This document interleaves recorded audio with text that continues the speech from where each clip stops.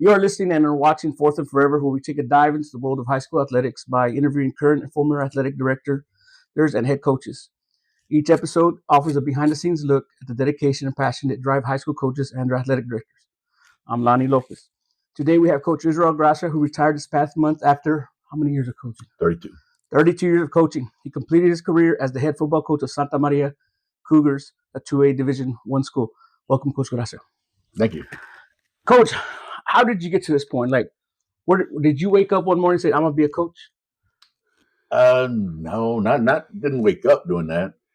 But it was a gradual process, I guess, going through junior high athletics and then high school athletics in Los Fresnos. My coaches are the ones that drove me to decide I wanted to do this. It's kind of the way they taught me, some of the things that they instilled in me as we went through and we played and did all that.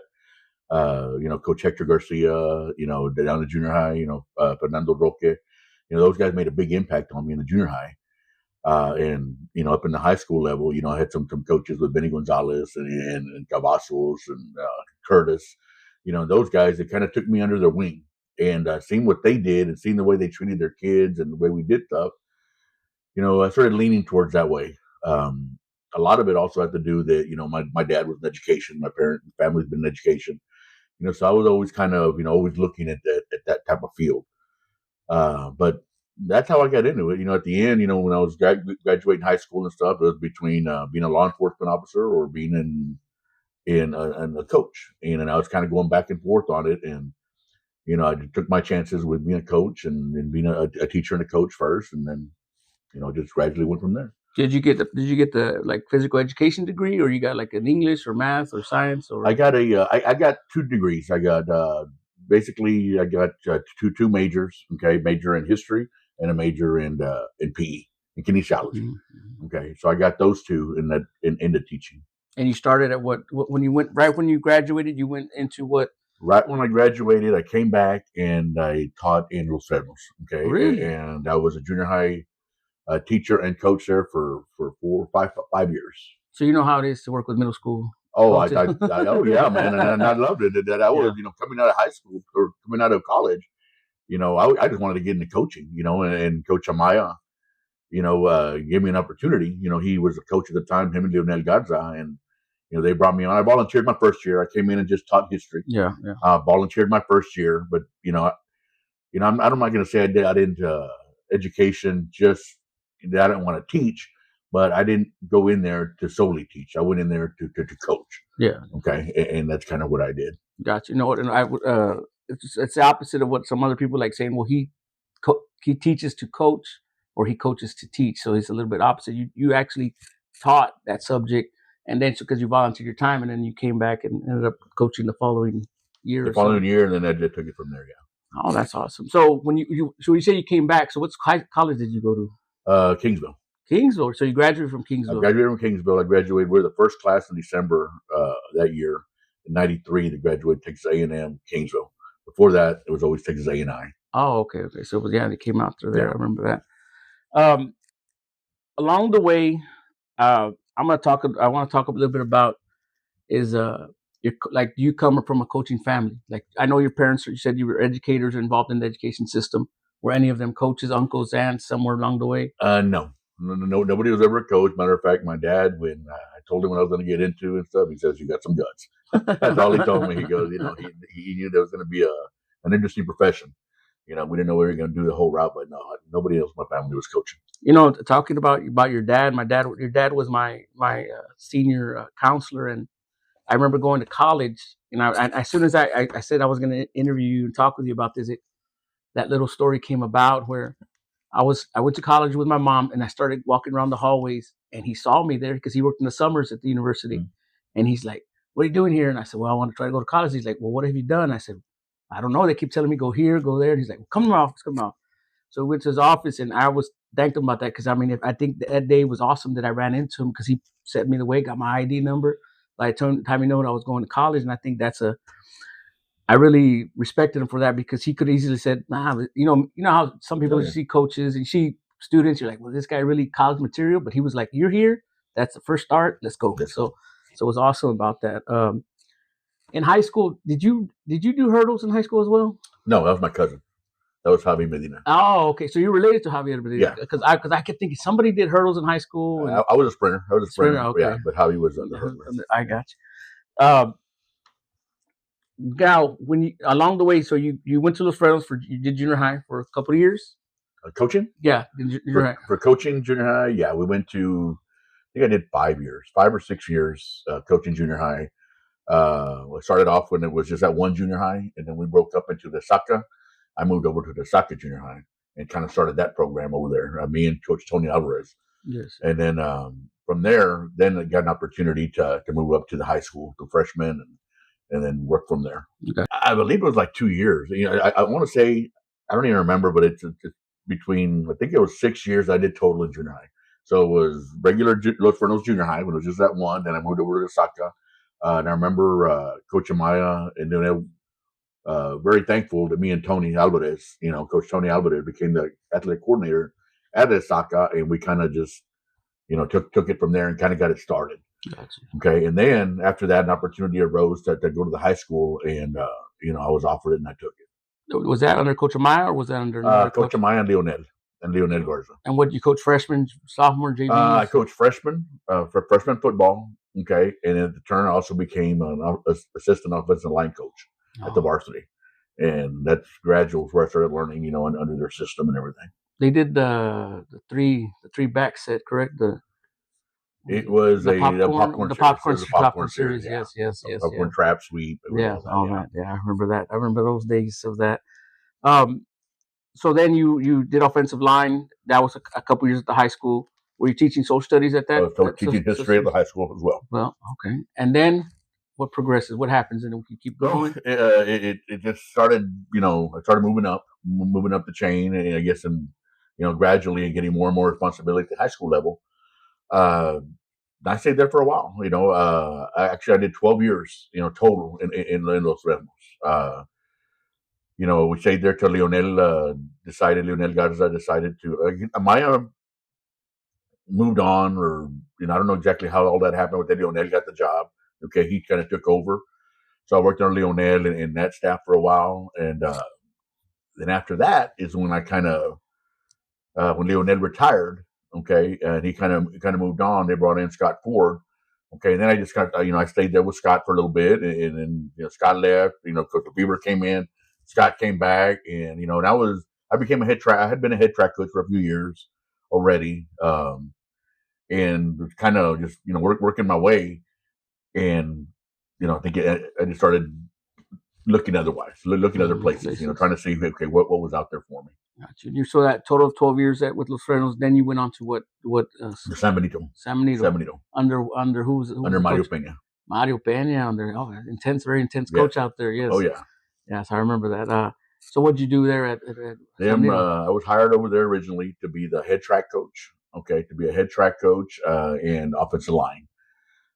Within time there, I stayed there for 4 years. Within time there, I became his offensive coordinator there with Mario Peña.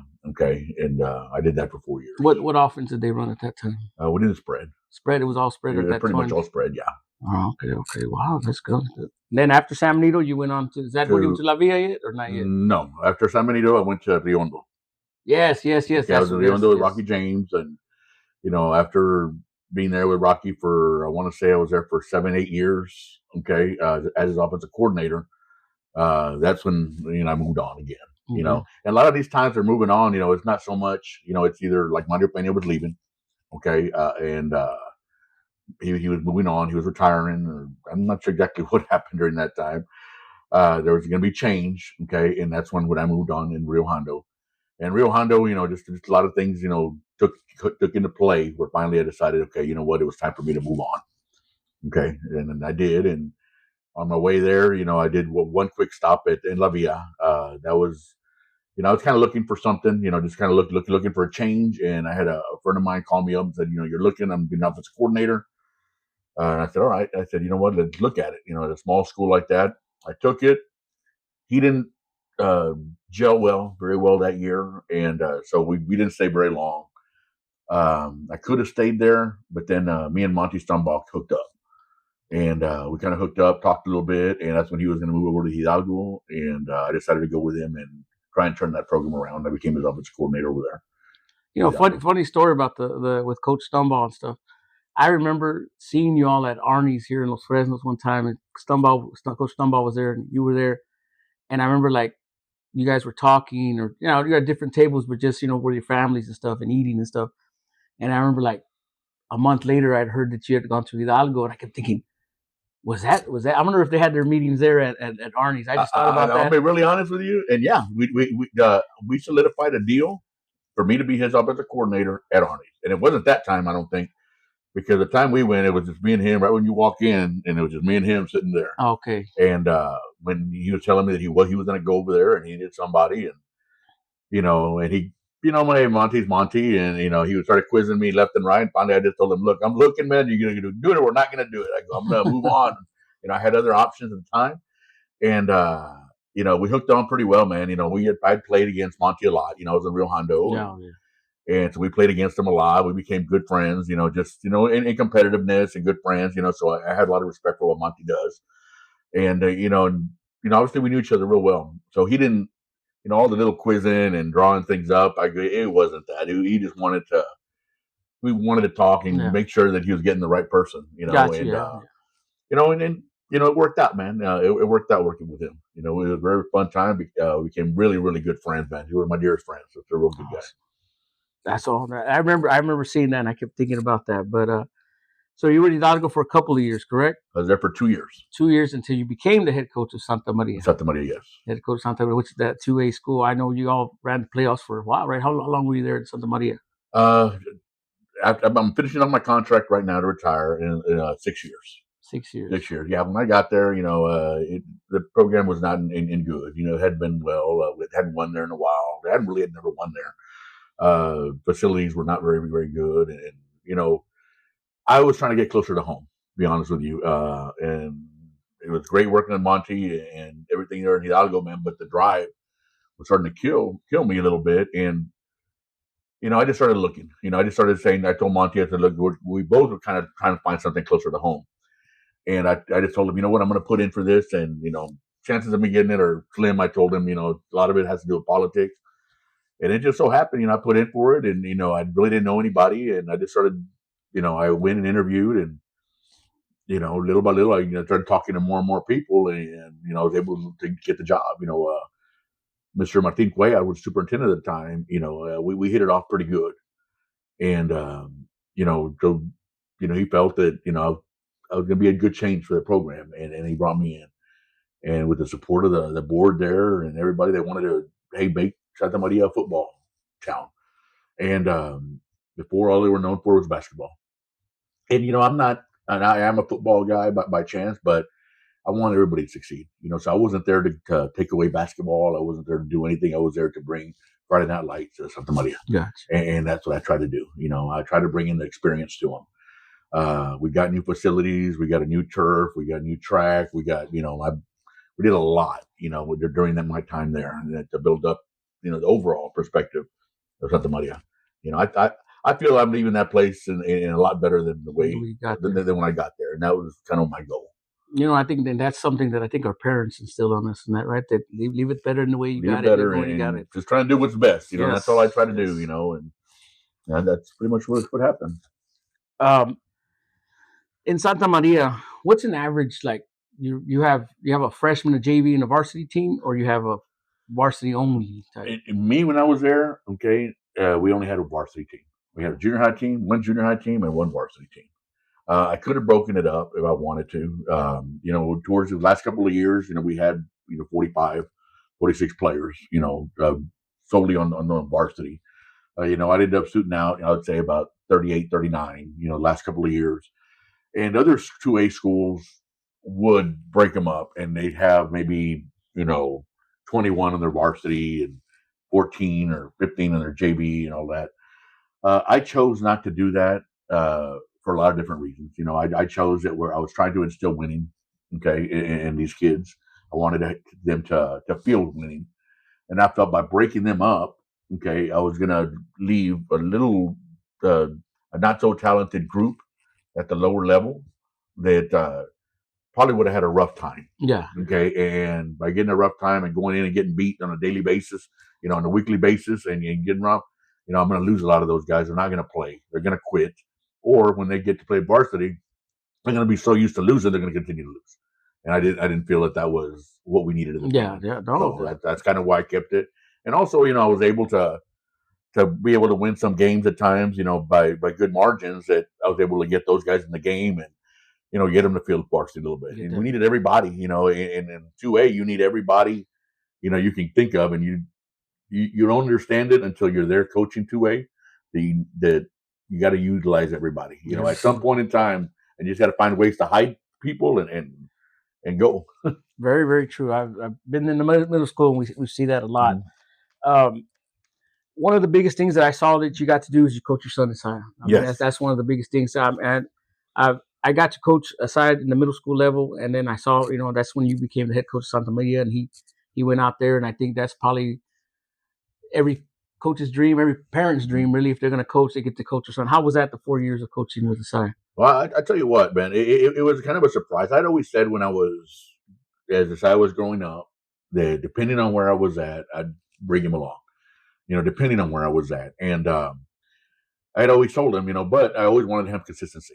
Okay. And I've always respected, I'm from Los Lemnos, the programs, the school, everything, I respect what he had here. And I did not want to take him away from a good thing.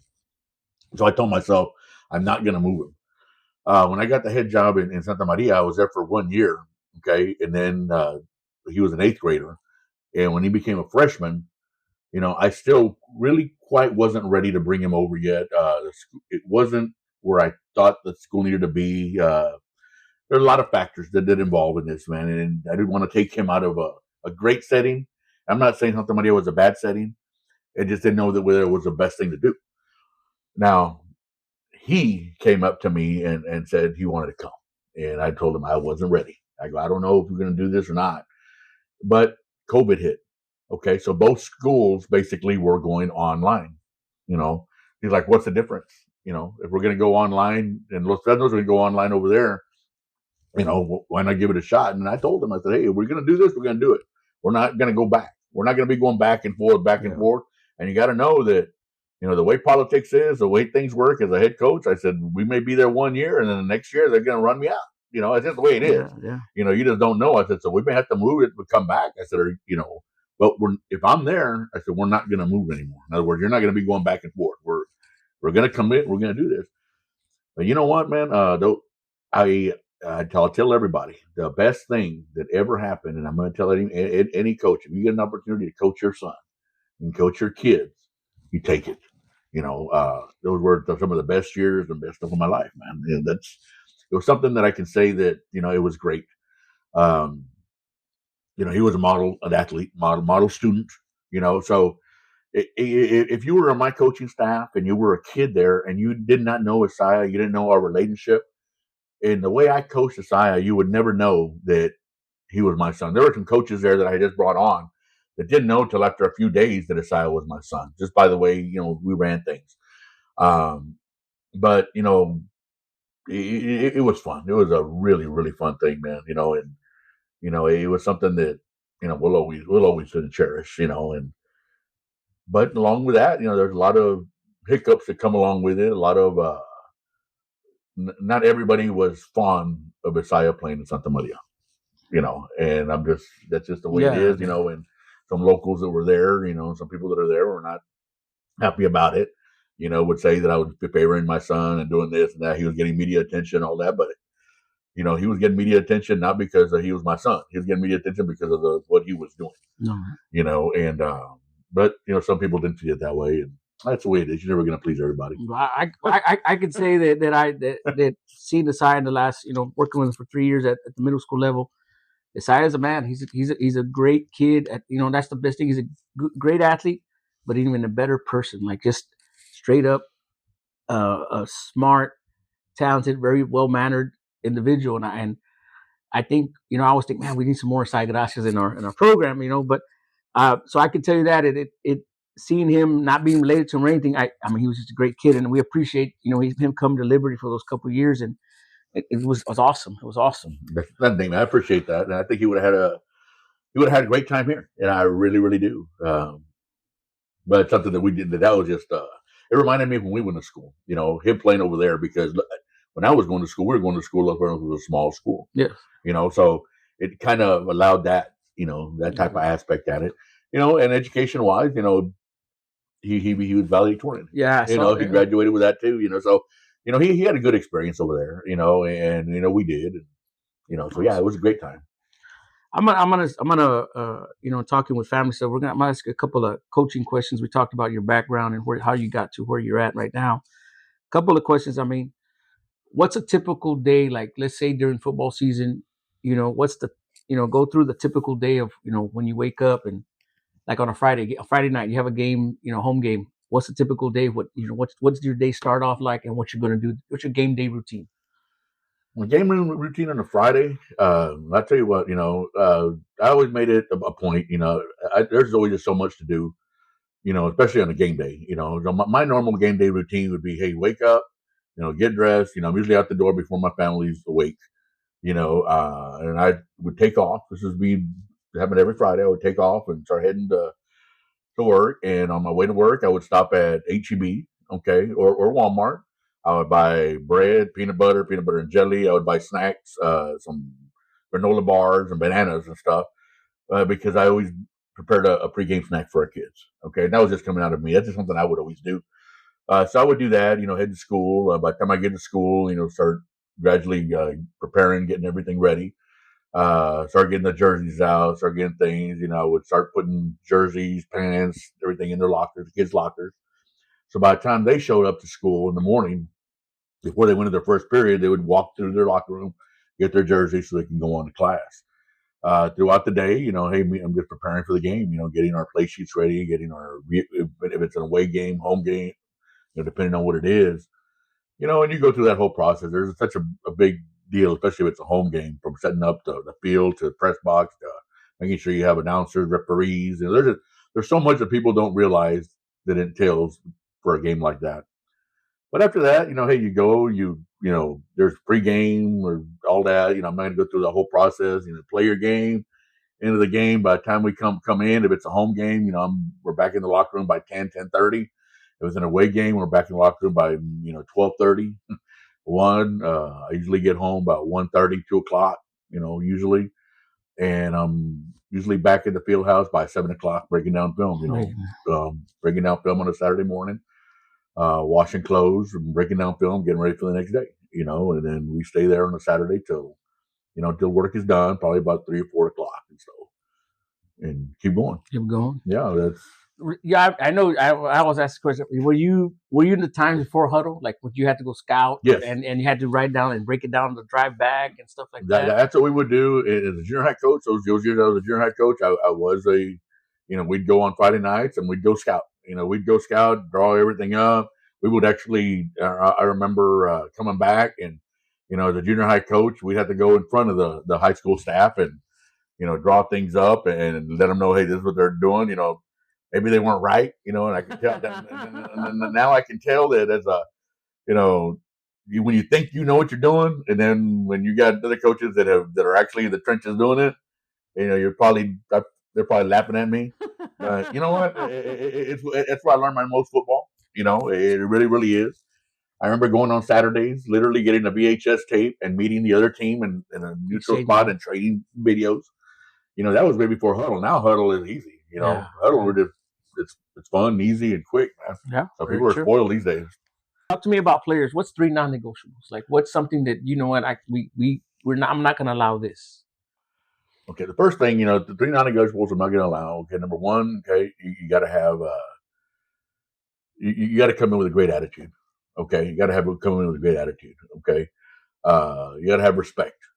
Okay, respect for your coaches, respect for your teammates, respect for everybody. Okay, and you got to bring effort.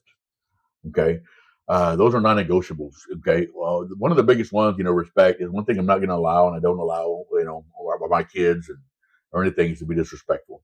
And I'm never disrespectful to you. I don't expect kids to be. Again, people don't realize it, and it's kind of gotten away from it sometimes. Some of the parents don't realize it, but athletics is it's a privilege. Okay, it's not a right. Okay, and when coaches and teachers go out there, they don't deserve to be harassed and all that. And if you don't want to be there, we don't need you there. So you got to bring a good attitude, man. A good attitude to your players, to everybody. And if you bring the effort, I honestly feel that what we do and the way we do things, that we're going to get better. We're going to get better, and success will follow. But you got to have respect. You got to have discipline. Okay, and you got to have effort, man. That's the thing. Yeah, I think it's like what they say is if you're not coaching it, you're allowing it, and you're back vice versa, and Correct. stuff like that. Um, what comes to mind like when you think of the first game that the one of the first games that comes to mind when man, this game I'm gonna remember it the rest of my life, dude. Does it one the first one that comes to mind? What do you think? The first one that came to mind, and it was one of the big ones. Okay, and it happened this past year here in versus La Villa. Okay, it is one of those games, that actually two games come to mind because a couple of years ago we were playing La Villa, and it's always been a rivalry between Santa Maria and La Villa. Okay, and one thing I'll always remember, okay, is we went up that we should have won this game. We were up with 16 seconds left, and we went and scored a touchdown to win. We thought we were going to win it, okay, and we came back to kick it, and instead of kicking it on the ground like we should have, and you know, somehow or another, there was a mistake was done, and it was kicked to their best player, and their best player ran it back all the way. Okay, and that one still haunts me. Okay, we came back the following day. We came back a couple of years ago, this past year. Okay, and we came out and we were ahead. Okay, again. Okay, we were ahead with a minute left. Okay, and they came back. Okay, and they scored with 30 some odd seconds left. Okay, but now we had time. Okay, with 30 some odd seconds left. Okay, and they kicked it to us. And within that time, I remember bringing in my kids and looking at the kicker and saying, "We're going to make you a hero tonight, man." And he just looked at me and I told the kids, "All we got to do is get inside the 20." I said, "We got a couple of plays. We're going to call timeout. We're going to get there." And we did. And we made a couple of plays, drove down. We called timeout. And as time was going off, we kicked the winning field goal, and stuff like that, always comes to mind, when, kids come through for you, and kids come through for themselves, and for them, that's something they're always going to remember. I think they'll always remember those two games, and it's very interesting, very fun. Yeah, very true, very true. A couple things, Coach, that we did. Uh,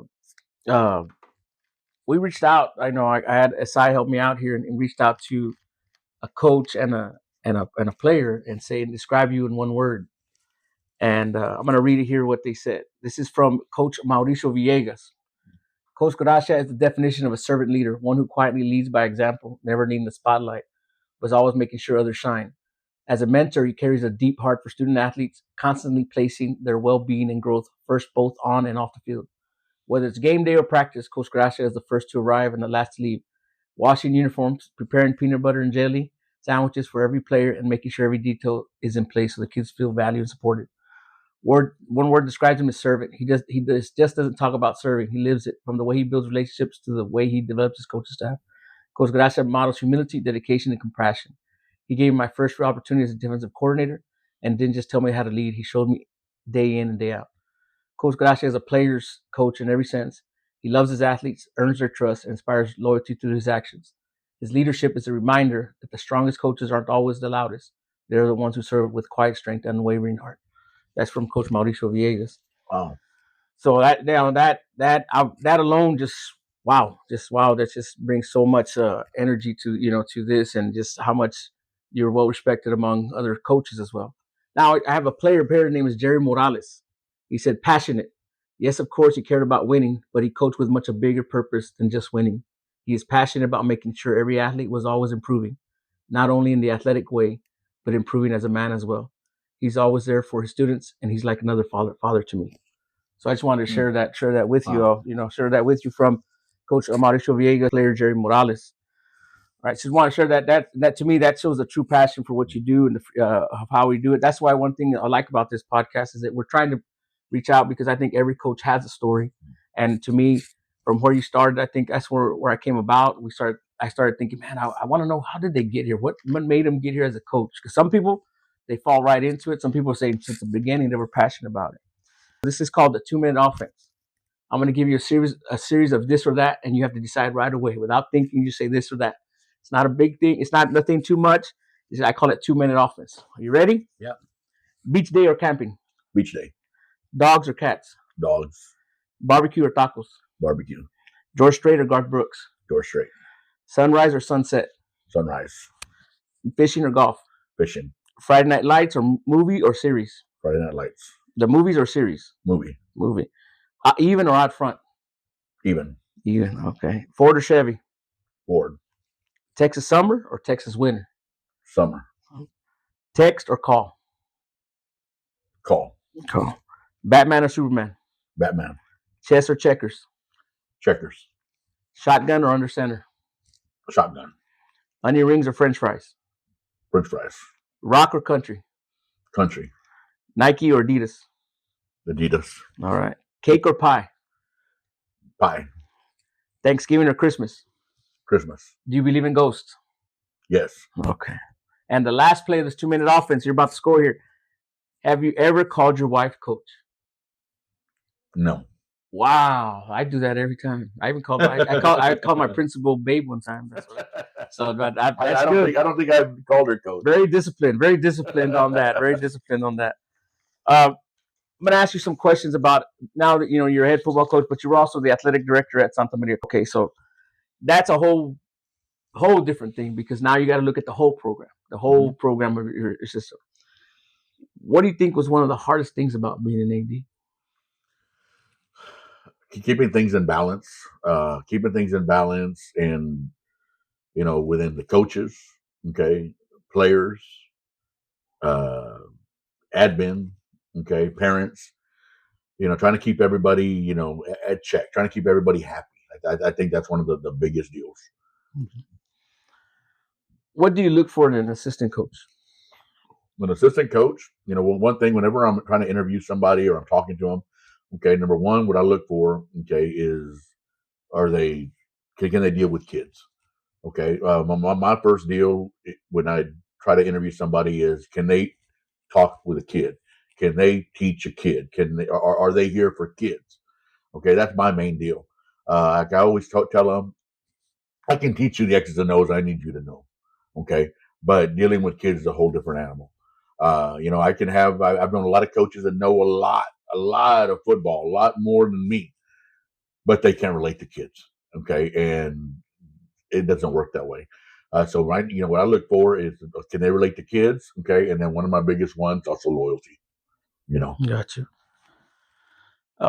Before you became an AD, how many interviews did you do before becoming an AD or head football coach AD? Did you just do the Santa Maria one, or you don't have to tell me the schools you went to, but did you do? I was interim AD one time, okay, for a year, okay, or half a year, and then after that, I've just been an opposite coordinator ever since I left Los Fresnos. I've been the coordinator.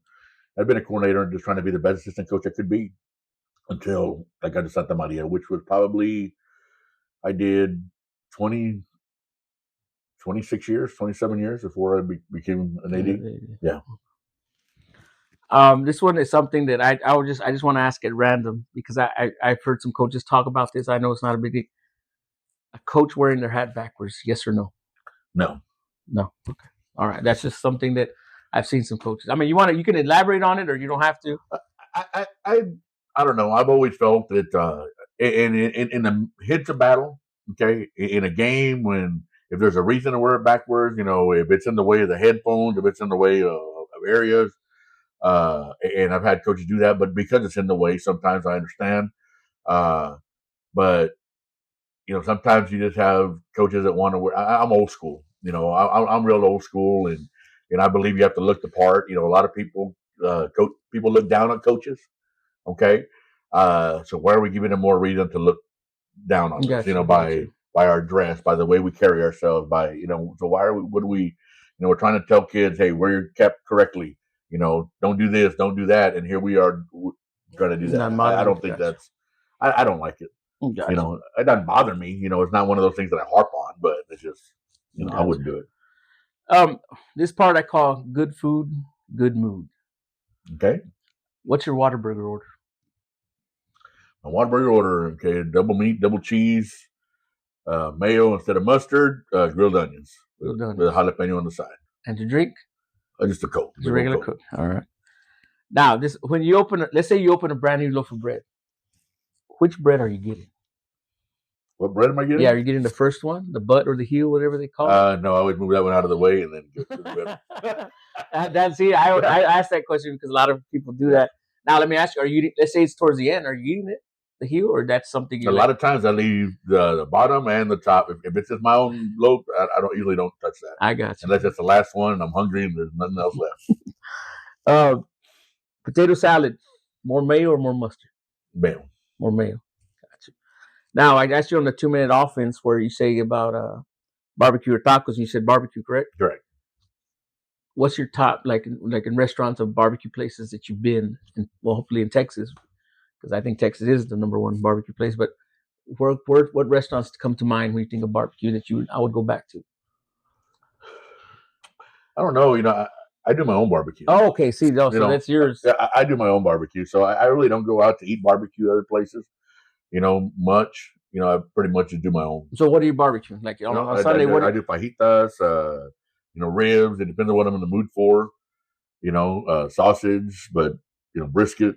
If your family's asking you, your family's coming to you, what are they saying? Dad, or husband? What are we doing? A lot of times, depending on what the mood is, but a lot of times, hey, they want my fajitas, chicken fajitas, and tacos. That's the way we. Now your fajitas, your beef, are you marinating them? You doing them? You have your family recipe. My own way that I do. And I mess up. It's different every time, but yeah. I got you. I got you. What Thanksgiving side dish do you need to have? I gotta have my stuffing. You're like the one you make, or you just gotta have stuffing? I just gotta have stuffing. Stuffing. I gotta have stuffing. I gotta have, of course, your turkey. I gotta have a turkey, and I'm more dark meat than anything else. I don't care too much for the white. Gotta have the gravy, okay, and one of those green bean casseroles. Gotcha. Yeah. Coach, we're about to close up, and I appreciate that. How much I appreciate you doing this. This is like a 2-part, but you could probably put it all together. What would you tell an up and coming coach who's barely going to start? And what would you tell yourself your first year? You go back to your first year of coaching. You can think about it. Let's go. What can you tell an up and coming coach? What I would tell an up and coming coach is know what you're getting yourself into. Don't do it just for the title. Okay. I think right now we have coaches that want to just be called coach. Okay. And they want to jump up to the varsity level right away.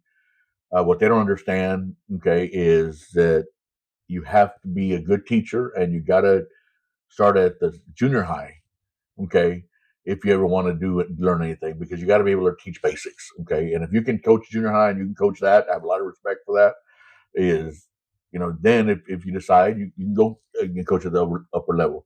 But sometimes some of these young coaches want to rush into it and think they can jump up to the high school right away or jump up to the varsity level and become a coordinator.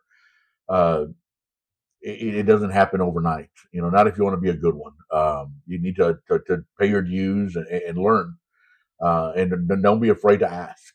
To me, that's one of the biggest deals. And, be a great assistant coach. To me, be the best assistant coach you can get, and it'll be noticed. Don't wait for things to be done. Gotcha. Go do them. Take initiative. Go do them and learn. Because things aren't going to get done by themselves. And a lot of times, coaches, young coaches, just want everything handed to them. And it doesn't work that way. With that, Coach, that will bring us to the end of the first episode of Fourth and Forever. And I want to first thank Coach Israel Gracia for coming today and taking time out of showing us his passion, his dedication for being an athletic director and a head football coach. I also want to thank Rosie Lopez, my cousin's wife, and my cousin Dave lent us this little nice place, which hopefully we can use for a long time. I want to thank you so much for tuning in and keep an eye out for the next episode of Fourth and Forever. Thank you, Coach. Thank you.